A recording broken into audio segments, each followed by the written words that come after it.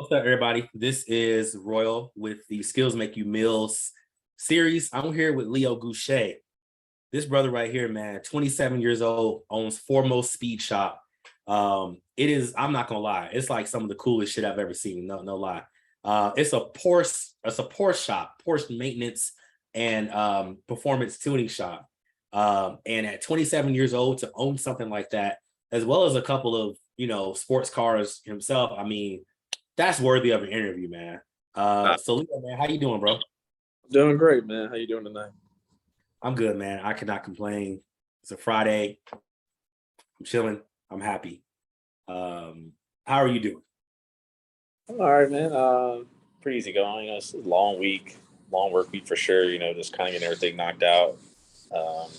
Headed out to Sebring next week, so I'm trying to get a bunch of stuff done before I leave. What is that for the people that may not know? What is a Sebring? So Sebring is a racetrack down in Sebring, Florida. It's a little south of Orlando, and it's basically like one of the most like historic racetracks like in the U.S. So like it used to be an old like military air base, and then at some point it was converted over into a racetrack at some point, and it's got a lot of history. It's been around since like the 50s and such. That's dope, real dope. So let's get into what got you interested in cars and supercars and stuff like that, man. Like, was it something as a kid that just struck you, or something that got you as you got a little bit older? Oh no, I was always like in the cars. Like when I was real young, definitely like my brother kind of helped contribute this a little bit too. But yeah, I've always been in the cars. Always played like Gran Turismo, Forza, like growing up, stuff like that. So I knew, in particular, that I wanted to deal in race cars at some point in my life. Everybody has a dream, like you want to grow up and be a race car driver.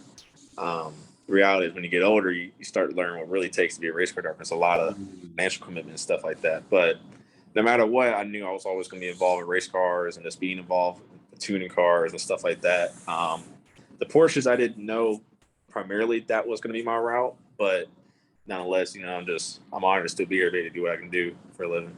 For sure. So did you ever go to either college or trade school to learn how to work on these vehicles, or did you kind of just get it out the mud and figure it out yourself?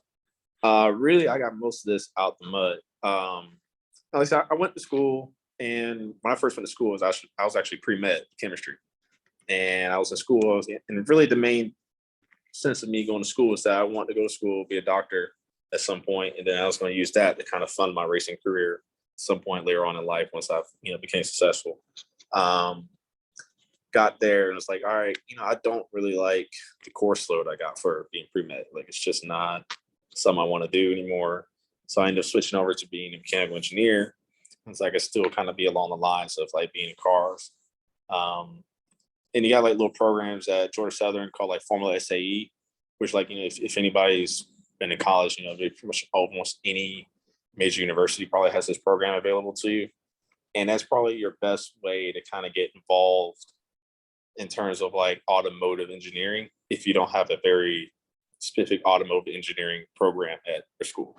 Okay. So started from there, and that kind of got my feet wet a little bit, and kind of like what goes on, and kind of like how manufacturers kind of look at colleges and kind of how they pick up their people, I guess.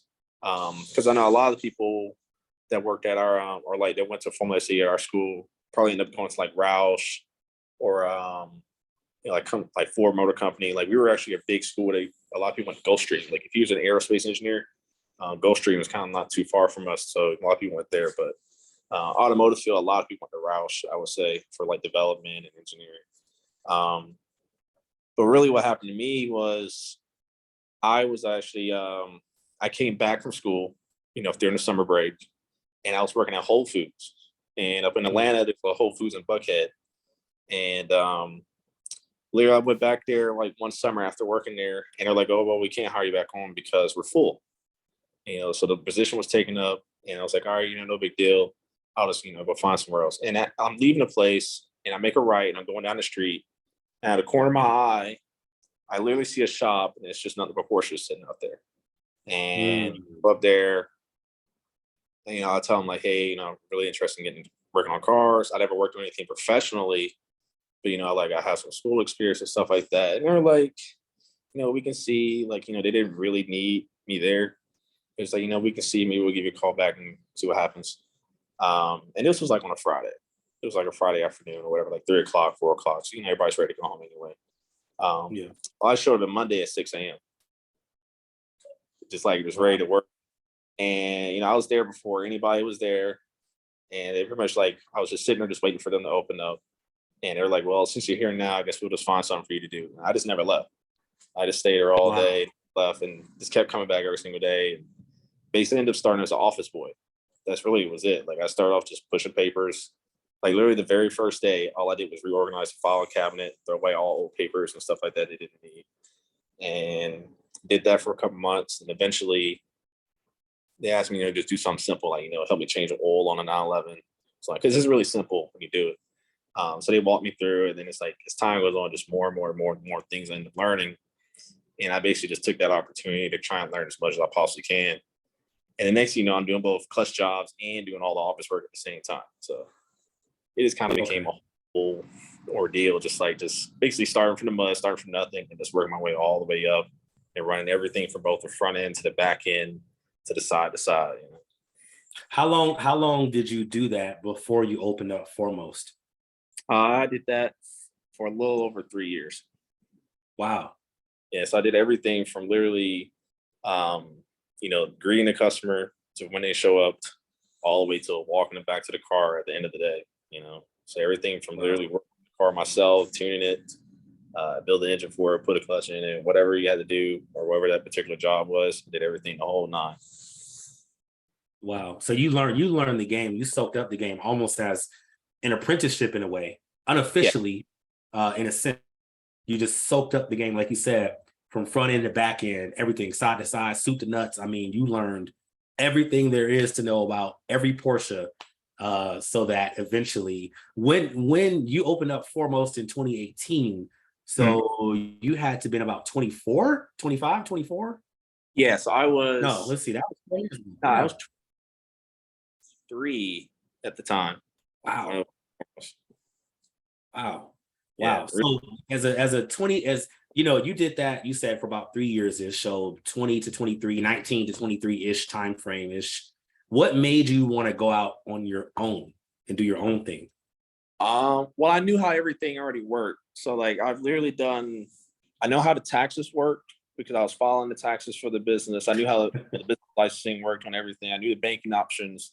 And a lot of, like I said, I knew the work, I knew the clients, everybody knew me on a first name basis. And I was kind of engaged in interest at the time. I was like, it was another option where I could have went to work for the dealer. The dealer offered me a job at the time too. And a couple other shops offered me a job.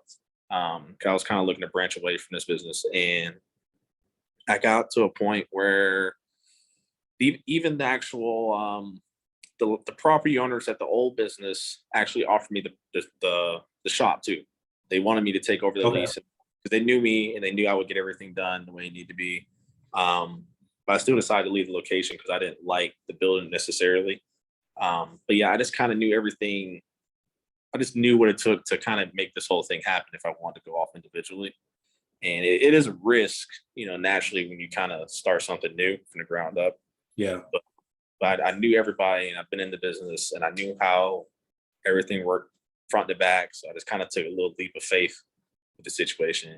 Were you always entrepreneurial, or was that your first kind of entrepreneurial journey in a sense? No, I've definitely been entrepreneurial on multiple occasions. Sheesh.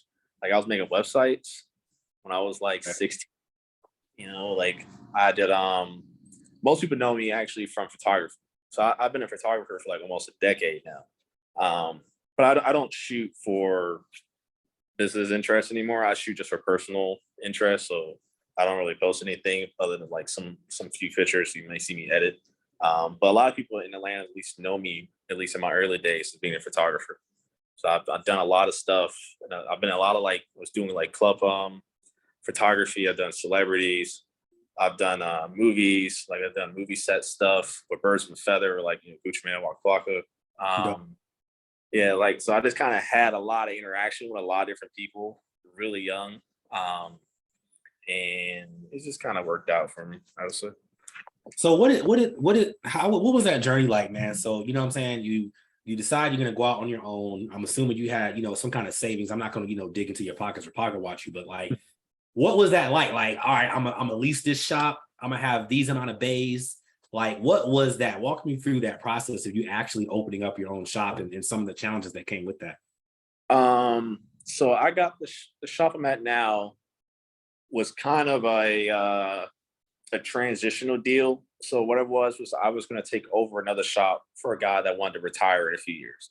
Okay. That was offering to me, and he had half a shop he just didn't simply use at all because he was an older guy. And I mean, literally, like I walked in the shop and it was like nothing but dust. There was an old Silver Cloud Rolls Royce, a 42 MG sitting in there, and like these cars were just used for storage, and they're just sitting in here and probably have been sitting here for at least 10 years, never moved. But he offered me 2 bays, and he was like, "You can take this 2 months, rent in advance, stuff like that."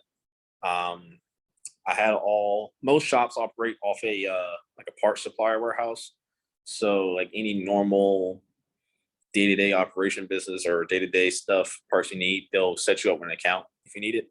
So you get the account set up, and I knew all the vendors and stuff, and they knew me on a first name basis because I've been dealing with them at the old place. So they was like, "Yeah, we'd be happy to set you up, put you on a net or whatever you want to do." Which I didn't do. I decided to pay everything up front as I go because I'm just one of those people. I don't like doing the net pay thing. Paternity, yeah. Yeah, I just don't do the credit thing. But it was a lot of. I mean, it's a big financial commitment. But the main thing I would say that probably saved me was just being extremely lean for a while. Because like I was in business for a year, and then the pandemic hit, and like things went really quiet for a while. I mean, even when I first opened up, I never like the first 2 weeks. I was probably like just sitting in the shop, just like just sitting there, like watching Netflix, waiting for something to happen, or waiting for there's just nothing just going on at the moment, Yeah. It's just fresh.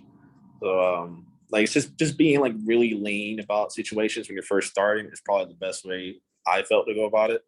And I think it helped me too.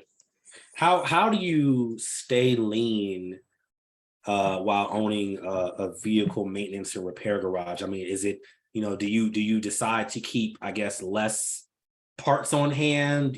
Are you the sole, employee / owner? Like, what does that look like staying lean?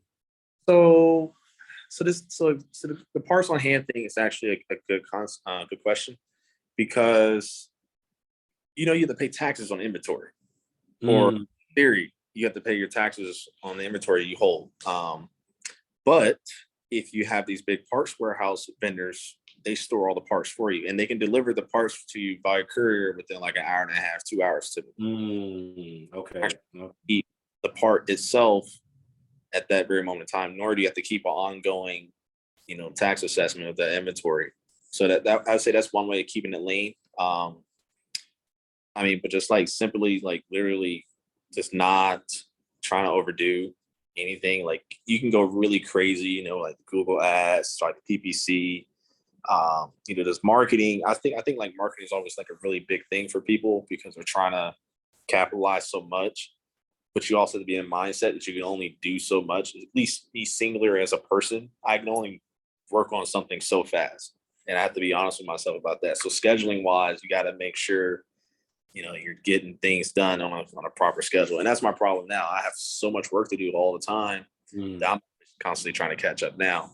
But it's a blessing to have. I could be sitting and doing nothing at the same time.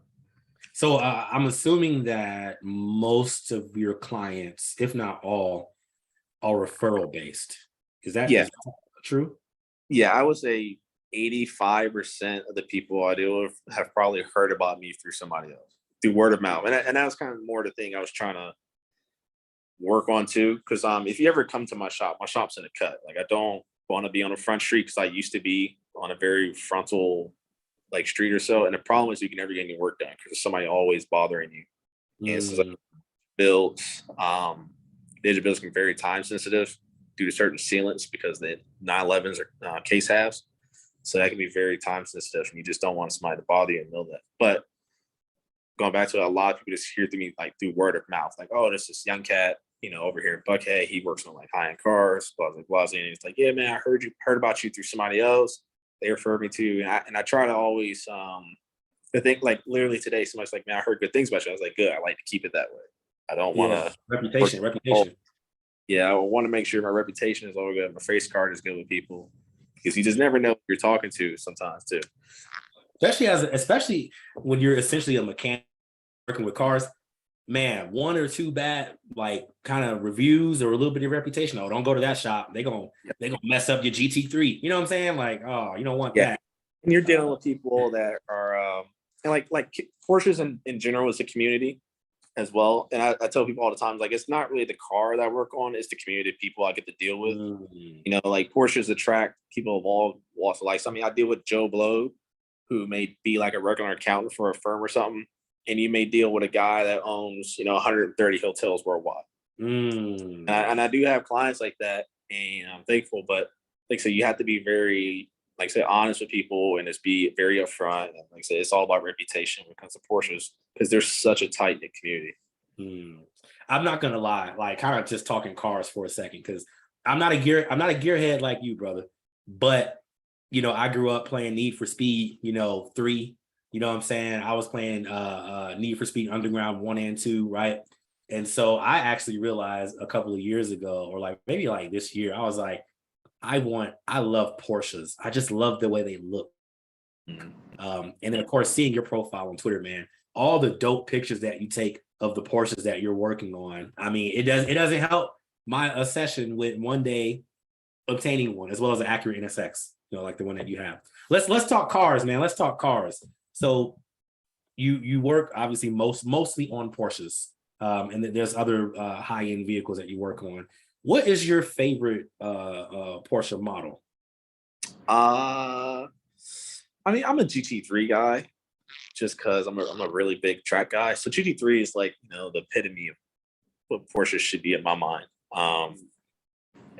But me, I like older cars too. I'm not a super like new car guy. Like, I don't really care if that's like the newest model car out. That doesn't make it the hottest thing to me. Because I look at cars as like every car's got a usage, like it should be doing, like it has a purpose it should be built for. So I like older cars because I like the feel. I like to have them a little bit more character. I don't want to that messing up a car either.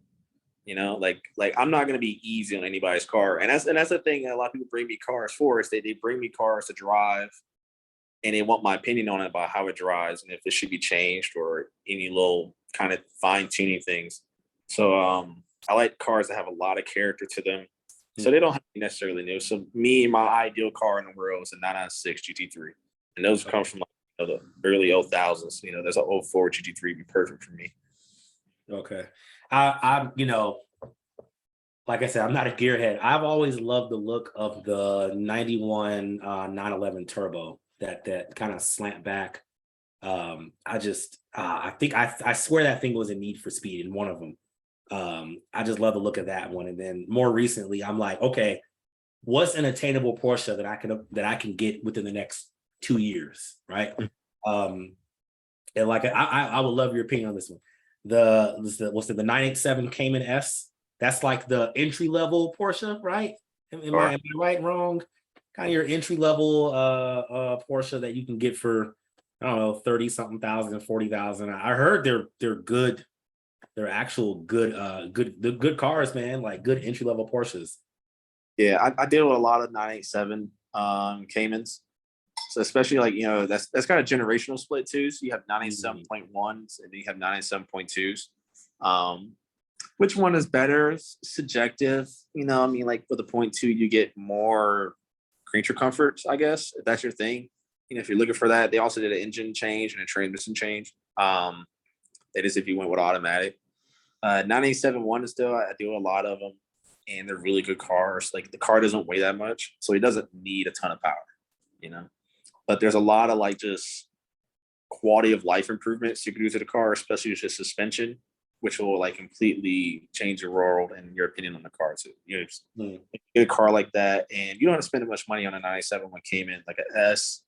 You probably get like a really nice one for like mid high 20s, maybe.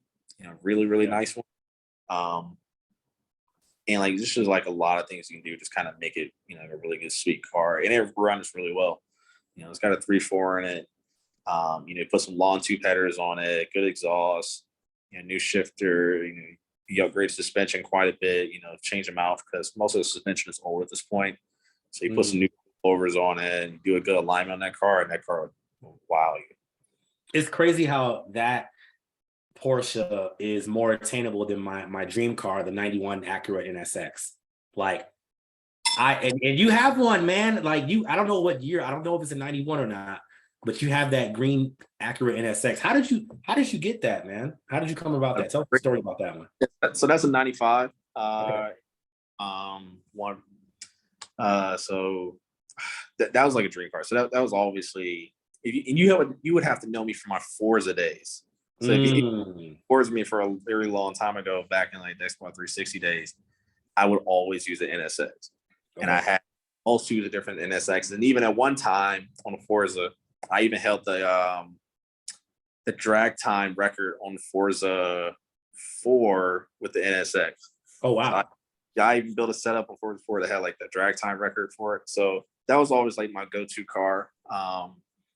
But like, yeah, that was like a dream car for me. And I kind of got to a point in my life, like the end of like 2020 was like a real transitional period for me in life. So I really needed something that was like a real goal. I just kind of wanted to get out the way and really achieve. And that was basically it. It was like that was a top tier thing I always just wanted to have. That thing is that I've seen an NSX one time in real life. I've seen an NSX, and that thing looks like something straight out of Akira, Japan, straight up late 80s, early 90s, mid 90s Japan, Tokyo. You know what I'm saying? Like that's how I imagine it. And I think they stopped the frog or the pop-up headlights in 2002, I think, early 2000, they stopped it. So whenever I get one, it has to have the pop-up headlights. I can't do the little ones that are just sitting there. Like I gotta get that one. I don't think there's any wrong answer there. If you like pop-ups. Yeah, it's just that retro. So about you talking about in Forza at least you held that, but let's talk about your actual racing career, man. Because I've seen you post some pictures of some shit that looks like something out of the Starship Enterprise, man. Like you're in some kind of Porsche and it's got all types of buttons on here. So just like, how did you actually get into the racing, and what does it feel like, man, when you're actually racing a Porsche on the track? So the racing thing was a little weird for me. The racing thing actually happened kind of by accident, but it was something I always wanted to do anyway. So what happened was I was told about a Facebook group. It's called Racing Jobs. And what it was is just basically a forum post for people that, that are in racing, basically, professional racing. And every now and then, you're looking for trying to get hired onto a new team or something like that. Some teams will post there. Most of the time, racing is pretty tight knit. Everybody knows everybody because you see weekend after weekend after weekend.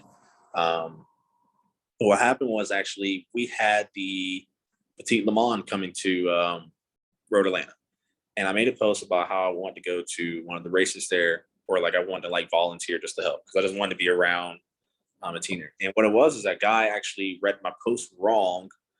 And instead of me going to Road Atlanta, they flew me out to Road America for, and it was like completely by accident. They didn't even know you were coming. We thought you were local here. We read your post wrong. We thought you were local to this area because they had a Porsche club track day there. And when you go club racing, which is like basically amateur racing, just with like faster cars, basically. They basically it's kind of the same ordeal, but a little different. I would say it's a more friendlier environment than, let's say, like professional racing for sure, because it's just amateurs out there. It's just guys just having fun, but he's got a really fast car that you can't just maintain yourself. You need an actual crew to do, because cars are just retired race cars, for instance. And he actually flew me out there, and the guy owned a big Porsche dealership actually. And so I did that one event with them, and they helped me out. And it's like, hey, we're coming to Road Atlanta in a couple of weeks for another race. Could you do that one there? I was like, sure, why not? And then when I got to the Road Atlanta race, I actually met a guy. Then he was working beside me, and he worked on another car, and he was just like a really cool guy. And I told him like, yeah, I own a shop here in Atlanta. All I do is Porsches. And he owned a shop he's in Pennsylvania. So he was kind of like in the same business. And he built engines for like Jay Leno, like Seinfeld. So like, he's like a really scary like Porsche engine guy. He just does side to kind of help pay for his daughter's tuition. And he ended up knowing a guy that owned a team. And that was basically how I got my introduction into racing. And I started out, like I said, same thing, start off from the ground and just kind of work my way up.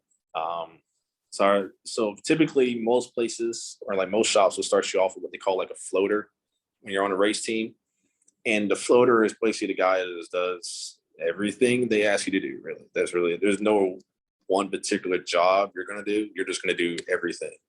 Like literally the very first race, I learned how to set the pits up, learn how to do tire work, little basic stuff on the race car. Then it kind of graduates like, hey, do you want to do some race mechanic stuff? Because they knew I had a shop, so they knew I was mechanically inclined. So it got me doing some maintenance on race cars, and you start learning how to do setups. Things what they call it the setup pads, is basically they have scale weights that go on each corner of the car. You learn to balance the car out and set the car up appropriately.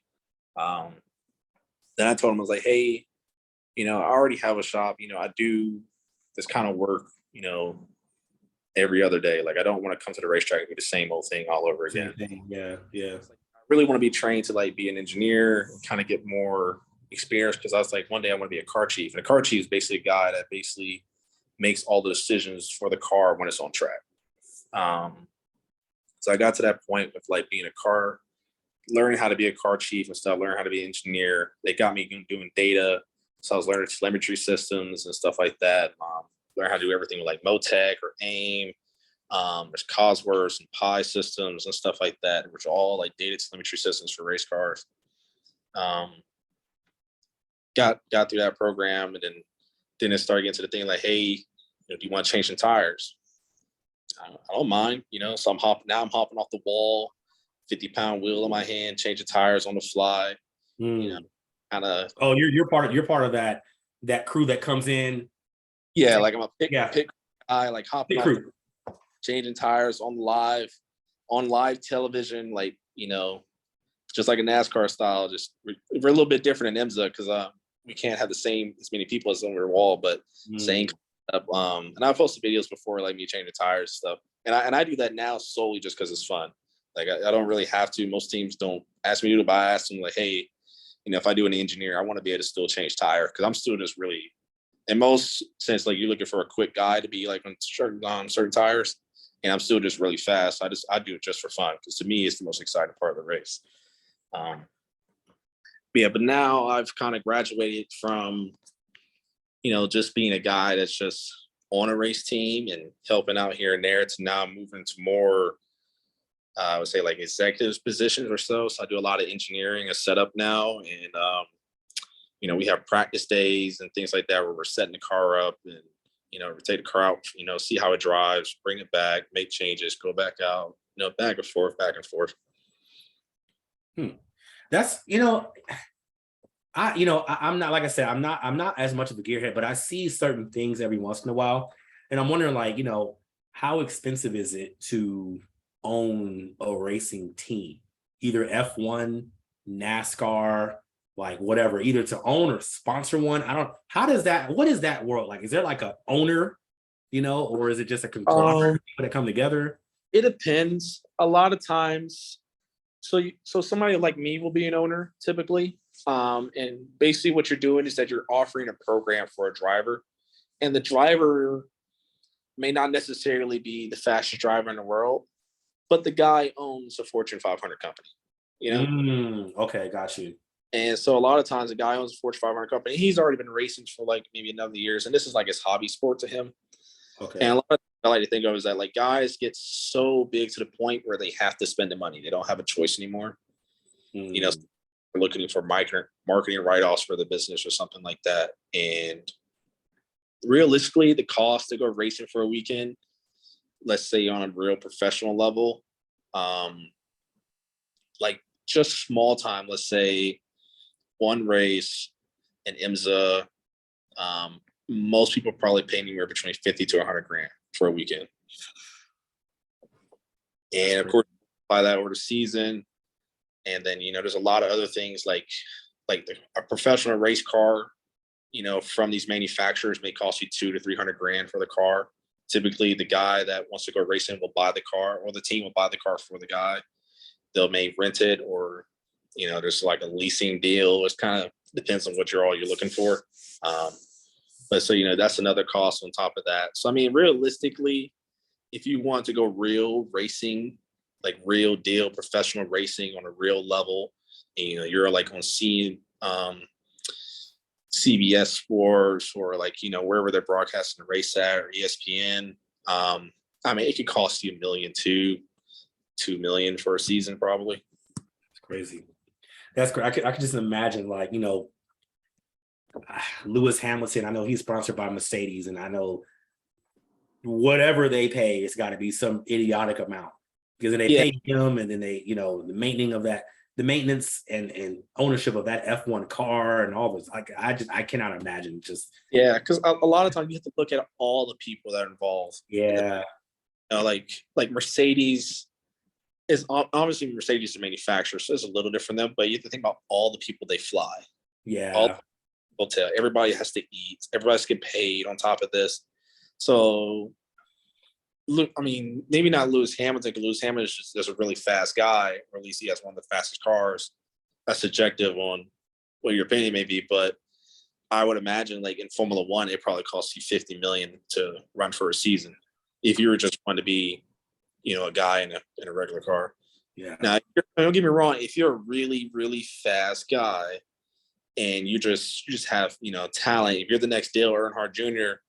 and you're just that good of a guy, people will pay for your seat, and that's going to be pretty standard. Or like a manufacturer may pay. You may get sponsored by Ford or Dodge, to represent their brand. A lot of people are on the side of being a full-time driver. They're also a full-time driving coach.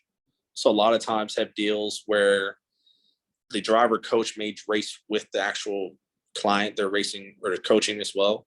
So they may be a team together. And so the coach may be able to get a ride for free because he's also coaching his co-driver. That's a very common thing. And like it really is just a lot of different businesses. I don't think there's any really one way on how to achieve your dream if that's what you're looking for. It's just the reality is that it does cost you a very significant amount of money, because this is a gentleman's sport at the end of the day. Yeah. I see Currency has lately he's rapped about it in one of his songs that, he was like, hey, I race and it's an expensive sport, and my rap income as well as my merch income pays for it, for me to rent out a track and take my Indy 500 pace car, freaking Corvette, and roll it around. I think he sponsored I think he sponsors a Porsche team or something like that. He has the Jet Life Racing on it, and he just posted a picture with like NASCAR or something like that. He's doing something, with that. I don't know what the deal is for NASCAR, but I think that's really amazing. He's got something going on with NASCAR. I know for a fact he's worked with like NOLA Sport, and they're a company out of New Orleans. They're actually based at New Orleans Motorsports Park, which is like just a little bit outside of New Orleans itself. And I was actually there this year for SRO. And yes, they run a Cayman GT4S in both SRO and IMSA and stuff. And I know he's got his car where it has Jet Life. I think I actually have a picture of that car somewhere, like in my old phone, because to me it's amazing to see like Jet Life. Yeah, I've been listening to Currency since I was like a freshman in high school. So to see like the guy I listen to like just rap about cars, and then to see like one of his own race cars kind of go around the track, like it's pretty cool. That is some cool stuff, man. What's your end goal, man? I mean, you're 27, you own your own shop.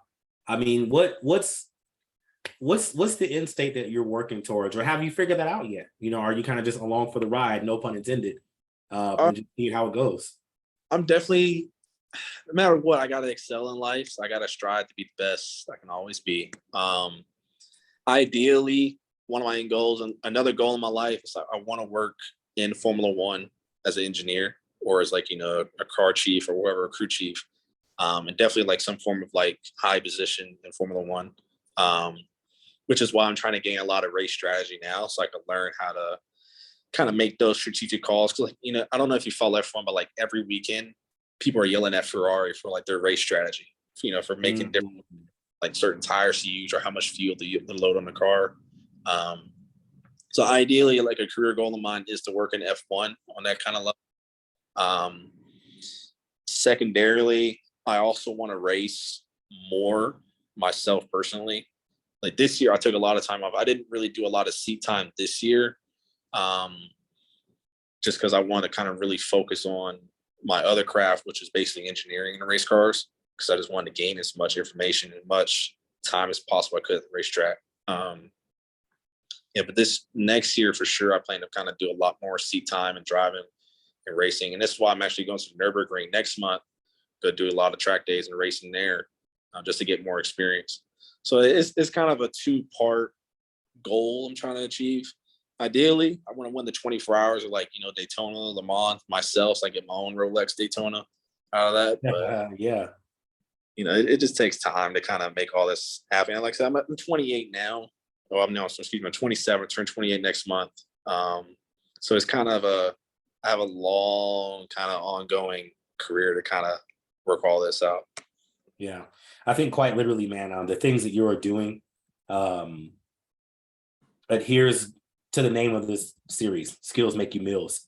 These skills are literally going to make you meals and put you in places, man, that you dreamed of when you were 10 years old, 11 years old, playing Forza and Need for Speed or whatnot. Is the GT3 your race dream car, or do you have a race dream car that's separate from that you love to get behind the wheel of one day? No, I think GT3 is pretty much the real end goal for me. I like sports cars.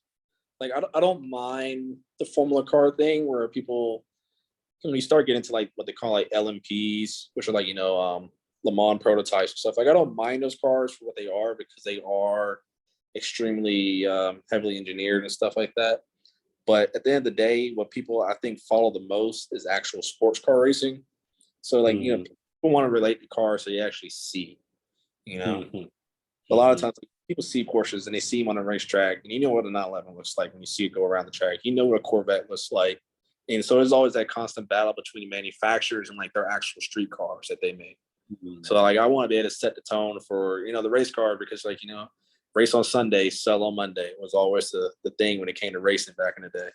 So I want to kind of be in that realm of just sports car racing in particular. I respect it. Do you plan to keep Foremost operating until you are that old dude, you know what I'm saying, that owns the shop and that runs the shop, that still got the game and still can give everybody the advice they need? Like, do you plan to keep Foremost going? Yeah, like I don't see no reason to ever really give it up per se, because I built it for this now. The one thing I do struggle with is kind of like, how do I expand to the point where I'm not stretched thin? Like I don't want to ever get to the point where I'm not shaking hands with people. Like I don't want to be too big for what I am. I guess the way to put it. Because you get like businesses can get so big where you just kind of lose that personal connection to also dealing with on a daily basis. And I don't want everyone to feel like I'm just too big for people, because I'm not really one of those kind of guys. I'm really, really easy chill. Like I may be at the racetrack, 6 days out of the week, but I'll come in even on my off days, on a Sunday when everybody's at home. I'll still at the shop getting stuff done for everybody, just because like I try to always be personal and make sure like I do it to my standard, like it's done the way I want to be done. So I'm always kind of struggling to kind of figure out that way to expand, but also keep in touch at the same time. Gotcha, for sure. Keep the shop going long enough to where at some point in time in 2024, I'm a cop a Porsche. I'm gonna cop my Cayman and then bring it on over to you to do whatever. keep it, yeah. For sure. Yeah, man. Hey, look, closing out, where can the people find you, man? Where can they find you? where can the folks who are looking for Porsche services, where can they find your website? So you can find me at foremostspeed.com. Located at 2711 Piedmont Road, Northeast Atlanta, Georgia, 30305. If you want to follow me on my socials, my personal social on Instagram is LEOGOU. Foremost Speed is the shop social. And send me a message if you got a question. I'm always happy to help. I'm one of those kind of people. If you send me an email, I try my best to get back to you. Sometimes I get really busy. So, if I don't get back to you within like a day or so, just wait around. I promise to get back to you. Yeah, for sure. Leo, man, I appreciate you coming on to the podcast, man. Thank you. Enjoy the rest of your night, brother, because I know you're 2 hours ahead of me. I'm way out in West Texas, El Paso, so I'm on Mountain Time. Yeah, man. So enjoy your night.